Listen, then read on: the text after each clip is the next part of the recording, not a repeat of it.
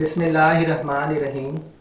My name is सजावल खान और आप देख रहे हैं Khan academy of biology. Dear students, आज हमने जो टॉपिक डिस्कस करना है ये एफएससी बायोलॉजी पार्ट 2 से है और चैप्टर 16 जिसका नाम स्पोर्ट एंड मूवमेंट है उसमें से हमने topic repair of broken bone discuss करना है। इसमें हम डियर स्टूडेंट्स देखेंगे कि अगर किसी पर्सन की बोन ब्रेक कर चुकी है तो ये कितने टाइम के अंदर ठीक हो सकती है, कौन कौन से मेथड इसके ऊपर हम अप्लाई कर सकते हैं और किन स्टेजेस से गुजरने के बाद ये ब्रोकन बोन रिपेयर हो सकती है। तो डियर स्टूडेंट्स, अगर किसी पर्सन की बोन ब्रेक कर चुकी है तो इसे रिपेयर होने में 8 to 12 वीक्स लग सकते हैं। अब ये टाइम पीरियड जो बताया गया है ये पर्सन टू पर्सन वेरी करता है और किन चीज़ों के ऊपर डिपेंड करता है। अगर तो डियर स्टूडेंट्स ऐसा पर्सन जिसकी ये बोन ब्रेक की है वो ओल्ड एज का है तो इसे रिपेयर करने में ज़्यादा टाइम लगेगा क्योंकि उसके अंदर इनफ सप्लाई ऑफ ब्लड वहाँ तक नहीं पहुँचेगा और रिपेयरिंग में थोड़ा सा टाइम ज़्यादा लग सकता है। उसके बाद ऐसे पर्सन जो फैटी होते हैं, जो बल्की होते हैं, उनके अंदर भी ये बोन रिपेयर होने में ज़्यादा टाइम लगा सकती है। और ऐसे पर्सन जिनकी डाइट प्रॉपर नहीं, डियर स्टूडेंट्स, उनमें भी ये बोन रिपेयर होने में ज़्यादा टाइम लगा सकती है। अगर तो बोन ब्रेक कर चुकी है तो दो मेथड के ज़रिए हम इसे ठीक कर सकते हैं।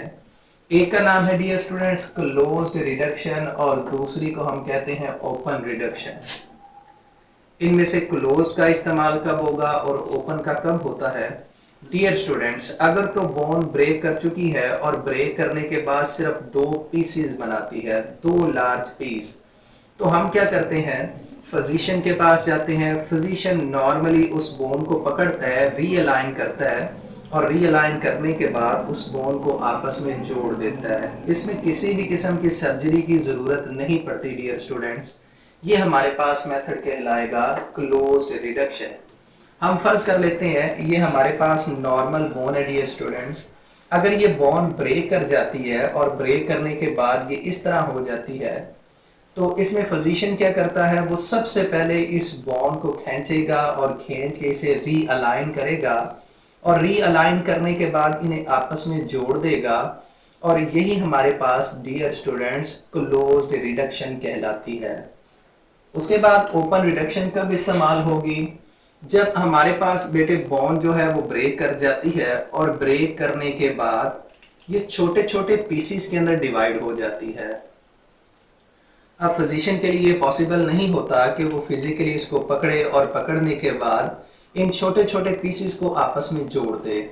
तो इसके लिए डियर स्टूडेंट सर्जरी परफॉर्म करना पड़ती है और सर्जरी परफॉर्म करने के बाद इन बोन्स को नेल्स के ज़रिए, वायर्स के ज़रिए और स्क्रूज के ज़रिए आपस में जोड़ दिया जाता है।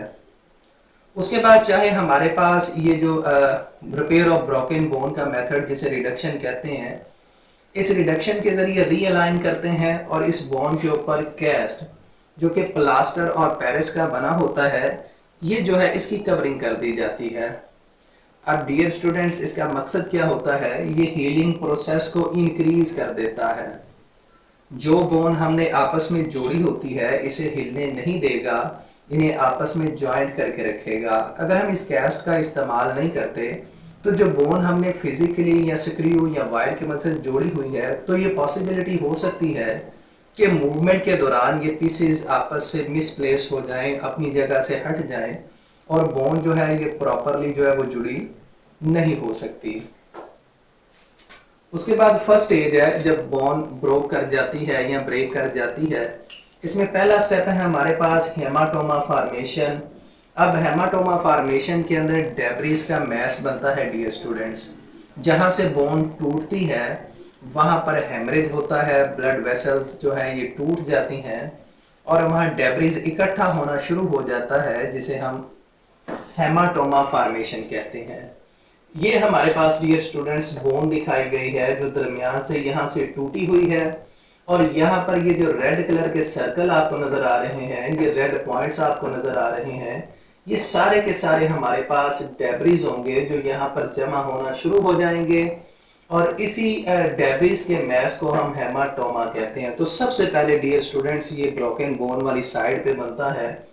अगर ये हेमाटोमा बन जाता है तो फिर ऐसे पर्सन को वहां पर पेन होती है, इन्फ्लेमेशन होती है डियर स्टूडेंट्स। अब हेमाटोमा फॉर्मेशन के बाद नेक्स्ट स्टेप जो आता है इसे सॉफ्ट कैलस फॉर्मेशन कहते हैं। और ये ब्रोकन बोन यानी बोन के टूटने के 3 से 4 वीक के बाद सॉफ्ट कैलस बनना शुरू हो जाता है। अब इसमें क्या होता है स्टूडेंट्स, जहां पर हमारे पास हेमाटोमा बना हुआ है वहां पर फाइबर्स ऐड होना शुरू हो जाते हैं। फाइबर के साथ इनके अंदर बोन फार्मिंग सेल ऐड होना शुरू हो जाते हैं ताकि सॉफ्ट मैस ऑफ सेल बनाए बिल्कुल उस जगह पर जहां पर बोन ये ब्रेक करती है, यहां से टूटी हुई है। तो इसमें हम बताएंगे फाइब्रोब्लास्ट सेल्स, ये फाइबर ऐड करेंगे। उसके बाद ऑस्टियोब्लास्ट सेल, ये बोन फार्मिंग सेल होते हैं, ये उस टूटी हुई हड्डी के दरमियान सॉफ्ट कैलस बनाना शुरू कर देते हैं। डियर स्टूडेंट्स, हमारे पास ये जो रेडिश आपको मास नजर आ रहा है ये मैस सॉफ्ट कैलस है। उसके बाद ये जो आपको ब्लैक लाइंस नजर आ रही हैं इन्हें हम फाइबर कहते हैं। तो इस हमारे पास सेकंड जो स्टेज है जिसे सॉफ्ट कैलस फॉर्मेशन कहते हैं, एक दफा फिर सुन लें, इसमें 2 तरह के सेल इन्वॉल्व हैं, फाइब्रियोब्लास्ट और ऑस्टियोब्लास्ट। फाइब्रियोब्लास्ट इसके अंदर फाइबर ऐड करेंगे और ऑस्टियोब्लास्ट डियर स्टूडेंट्स इसके अंदर सॉफ्ट सेल को ऐड कर देते हैं। उनके बाद थर्ड स्टेप 3 से 4 वीक के बाद जिसे हम बोनी कैलस फॉर्मेशन कहते हैं, ये डियर स्टूडेंट्स आता है। इसमें ये कैलस जो है ये हार्ड होना शुरू हो जाता है। इसमें भी डियर स्टूडेंट्स 2 तरह के सेल इन्वॉल्व हैं, एक को ओस्टियोक्लास्ट कहते हैं और दूसरे को ऑस्टियोब्लास्ट कहते हैं। अब ऑस्टियोक्लास्ट हमारे पास बॉन्ड डिसॉल्विंग सेल होते हैं डियर स्टूडेंट्स। ये बॉन्ड डिसॉल्विंग सेल क्या करेंगे, हमारे पास ये जो सॉफ्ट कैलस बना हुआ है इसमें से इन सेल को रिमूव करना या डिसॉल्व करना शुरू कर देते हैं। उसके बाद ऑस्टियोब्लास्ट नए ऑस्टियोसाइट्स पैदा करेंगे। इन ऑस्टियोसाइट्स को हम बोन फार्मिंग सेल कहते हैं। तो डियर स्टूडेंट्स, ऑस्टियोसाइट्स की वजह से इसी सॉफ्ट कैलस की जगह पर एक हार्ड कैलस बनना इस तरह शुरू हो जाता है, यानी बोन मजीद मजबूत होना शुरू हो जाती है। उसके बाद डियर स्टूडेंट्स इसी जगह पर कैल्शियम की, फास्फोरस की, कोलेजन की डेपोजिशन होना शुरू हो जाती है, जो क्या करती है इस सॉफ्ट कैलस को बोनी कैलस के अंदर चेंज कर देती है। जैसे जैसे ये डेपोजिशन डियर स्टूडेंट्स बढ़ती जाती है, ये टूटी हुई हड्डी मजीद आपस में जुड़ती जाती है, जिसे हम कहते हैं कि ये बोन क्या कर रही है, ये रिपेयर हो रही है।